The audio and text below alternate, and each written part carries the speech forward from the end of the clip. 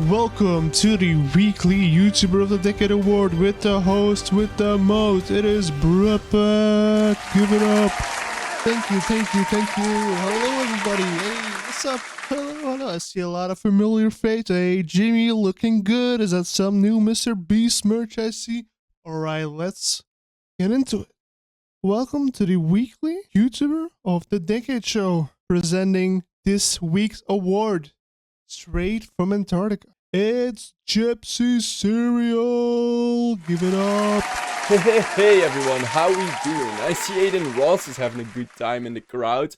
Hopefully he's not watching porn again.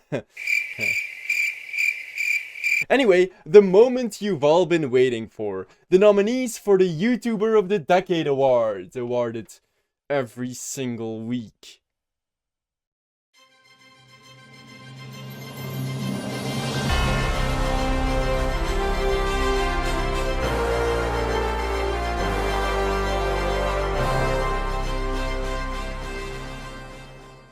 And the winner is...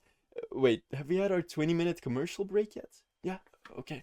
The winner is none other than the one who revived his dead wife at 3 a.m., also known as J-Station! Yeah. Now, J-Station couldn't be here this week, but he did leave a very heartwarming video message for all of us.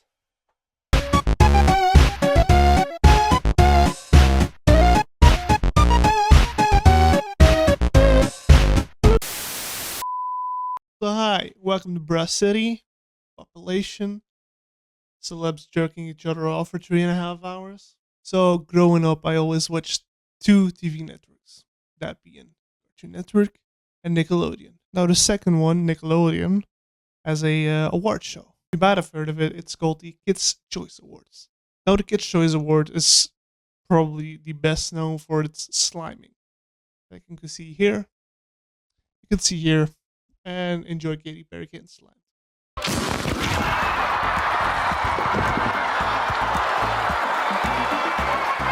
So back in the day, these were great to watch and fun entertainment for me as a kid. You can see like big celebs interacting with other big celebs and like sometimes even Disney show. It was uncanny at the time. It was amazing to see. Award shows these days are a bit different. They definitely got worse, less relevant, and used to be a slither of what they used to be. Now we're gonna start off with the most famous award show. So hey, if you actually live under a rock and or are a starfish, let me just give you the quick rundown of what the Oscars are. So yeah, the first ever Oscar was presented all the way back in 1929 at the Hollywood Roosevelt Hotel. And believe it or not, tickets back then only cost $5. Or in today's money, like $5 million. Okay, no, it's more like $79, but still. Inflation is a bitch. Only 270 people attended, and it only lasted 50 minutes. I wish I could last 50 minutes. There was only one category, and it was just Best Movie from last year. So nowadays, the Oscars are invite only and do not cost $5, and are watched by 50 million Americans. Editor Bruhpact here, it's actually 15 million, not 50 million, every year. Steadily declining. I'm happy.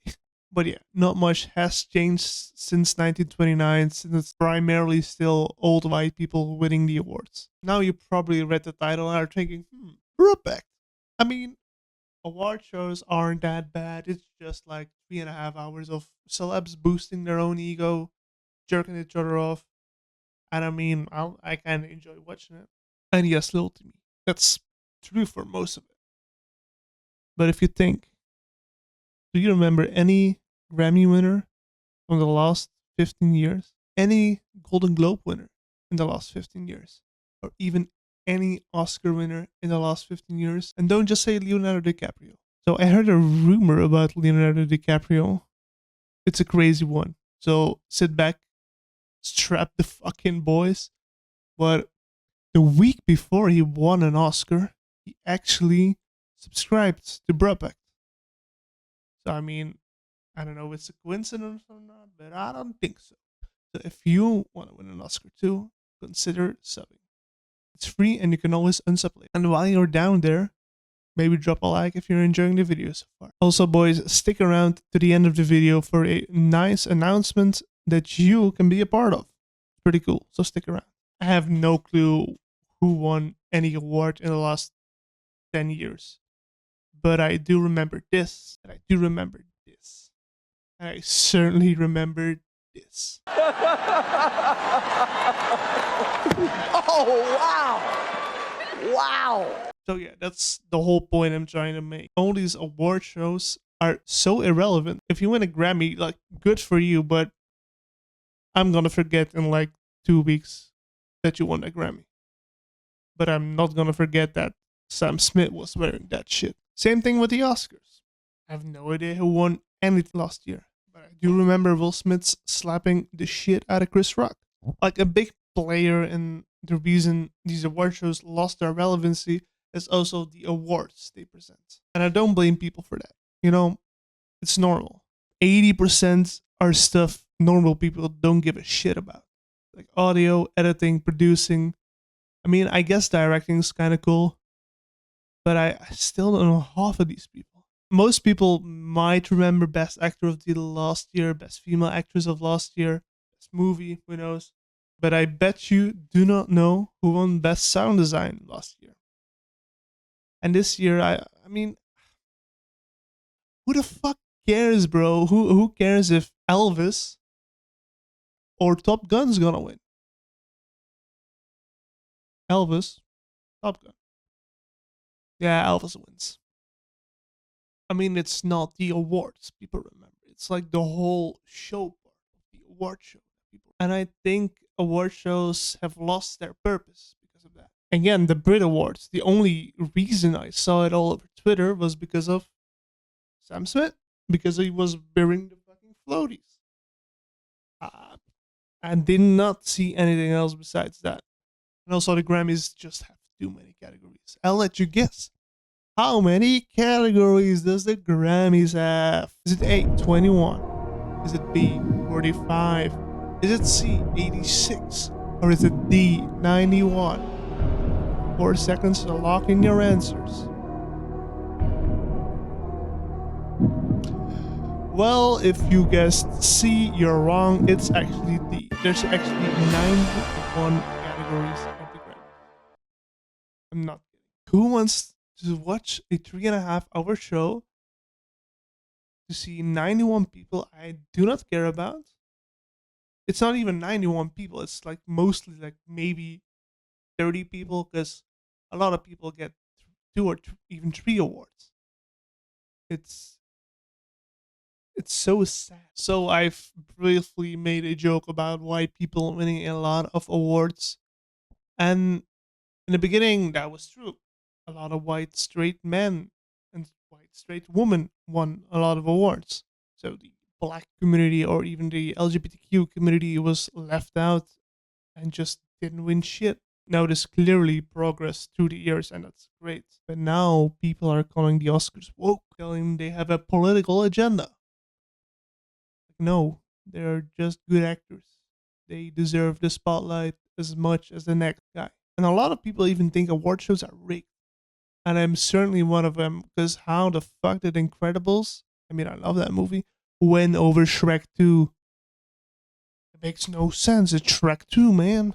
Now, the Oscars are in I think a few days from recording this video. So let me just go over like the big categories, and I'm gonna guess who will win. And if I get 70% right, in the next video, I'll buy myself an ice cream. So if you see in the next video, I'm starting a video with an ice cream, you know, I guess pretty good. If I'm starting the next video off with a depression, you know I failed incredibly. So right, here we are at the Oscars. We're gonna check out the nominations and see if I can guess 70% right to get that ice cream, because I really want that ice cream. First category, actor in leading role. We have Austin Butler for Elvis, Colin Farrell for The Banshees of Inisherin, we have Brendan Fraser for The Whale, Paul Mescal for Aftersun, and Billy Nighy for Living. Now, I really, really want to give it to Brendan Fraser, and I'm going to give it to Brendan Fraser. So I'm locking in Brendan Fraser. Next one, we got actress in the leading role. You got Kate Blanchett for Thor, Anna de Armas for Blonde, Andrea Riseborough for To Leslie, Michelle Williams for The Fablesman, and Michelle Yeoh for Everything Everywhere All at Once. And I'm just gonna lock in Michelle because that movie's fantastic. I love that movie. And I hope it wins every award it's nominated in. Alright, animated featured film. So we got Guillermo del Toro's Pinocchio. We have Marcel the Shell with shoes on. Jeez, that's a lot of S's. We got Puss in Boots, The Last Wish. The Sea Beast and Turning Red. So Puss in Boots is like insanely popular right now and doing insanely well. So I'm saying it's going to be Puss in Boots. International feature film. All Quiet on the Western Front from Germany. We got Argentina in 1985 from, surprise, Argentina. We got Close from Belgium. We got EO from Poland. And we got The Quiet Girl from Ireland. The only one I really know is All Quiet on the Western Front and Close. And I really want that ice cream, so I'm guessing All Quiet on the Western Front. Alright, the penultimate category, music, the original song. We have Applause from Tell It Like a Woman. We have Hold My Hand from Top Gun Maverick. Lift Me Up from Black Panther, Wakanda Forever. Natu Natu from RRR. And This Is Life from Everything Everywhere All at Once. Now, even though I'm not a big fan of the movie, I think the music was fantastic in Black Panther, Wakanda Forever.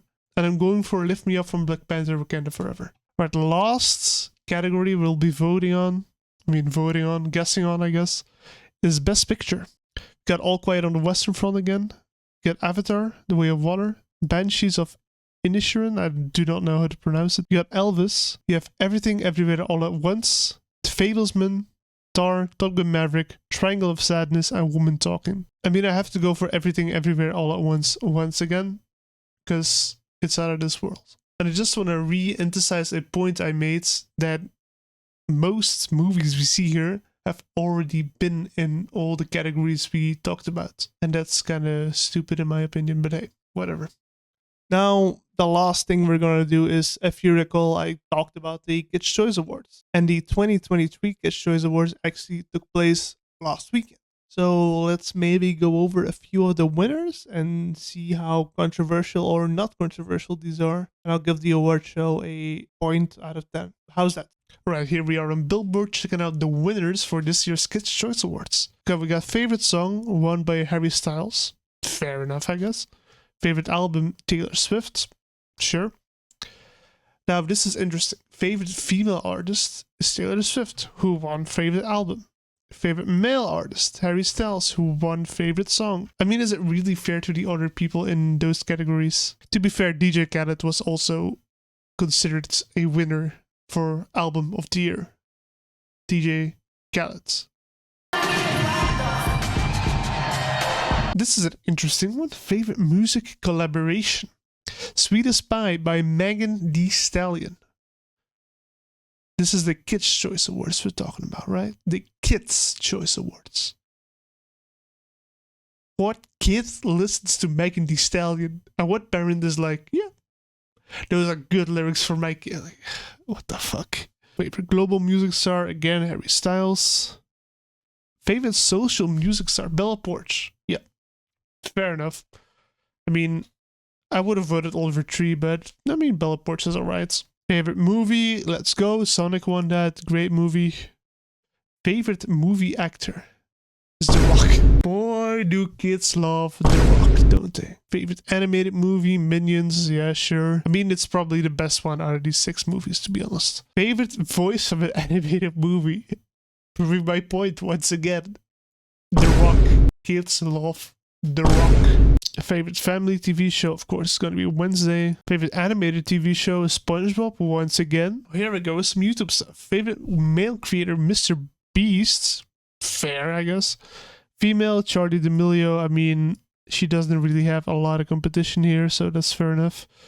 Social Media's family, Ninja Kids TV. Hey, Ninja won a thing. He didn't win male creator, but his family won Social Media family. Very cool for you, Ninja. Sports stuff. Favorite book series is also very interesting. Harry Potter won. Harry Potter came out like, what, 10, 20 years ago? Why is it still winning awards in 2023? Favorite video game, Minecraft. I mean, again, it's a game that came out like 10 years ago, but sure, whatever. And also, isn't Brookhaven just like a Roblox server?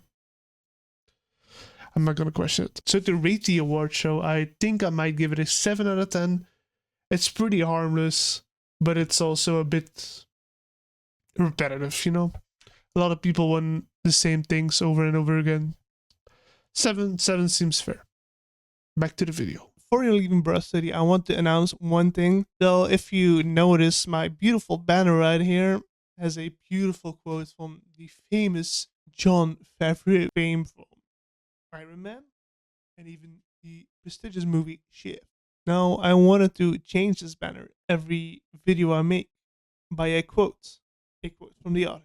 So if you have a wonderful quote, and yes, YouTube TOS needs to be obliged, you know. So don't be anything racist, anything sexist, or just fucked up. Just make it funny, and who knows, you might be my YouTube banner for a month.